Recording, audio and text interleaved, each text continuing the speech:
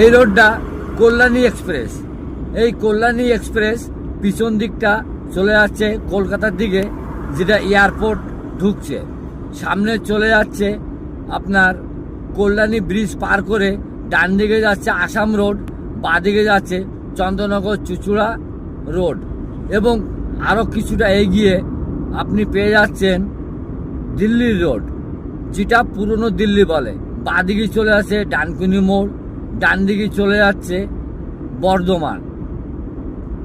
আর এই রোডের একটা বৈশিষ্ট্য কারণ যে কল্যাণী ব্রিজ একটু ডিস্টার্ব হওয়াতে কোনো লরি পার হয় না, অনলি ফর 4 চাকা, মোটরসাইকেল, সাইকেল, টোটো, টেকার, এগুলো কল্যাণী ব্রিজের উপর দিয়ে যায়। লরি, বাস এগুলো যেতে পারে না। যেতে পারে না তার কারণ লরি বাসের জন্যে ব্রিগেড দেওয়া রয়েছে, ব্রিজটা একটু দুর্বল হয়ে পড়েছে, তার জন্যে ব্রিজের কাজ মেরামত হচ্ছে। ব্রিজ যদি ঠিক হয়ে যায় তারপরে হয়তো সম্পূর্ণই বড় গাড়ি চলবে। এখন বড় গাড়ি চলছে না, কিন্তু সাইড দিয়ে নতুন করে আবার ব্রিজ তৈরি হচ্ছে। আর এই ব্রিজটা এই বাঁদিকে আপনি দেখতে পাচ্ছেন, বাঁদিকে চলে আসছে আপনার 34 নম্বরে, যে 34 নম্বর এখন 12 নম্বর করেছে।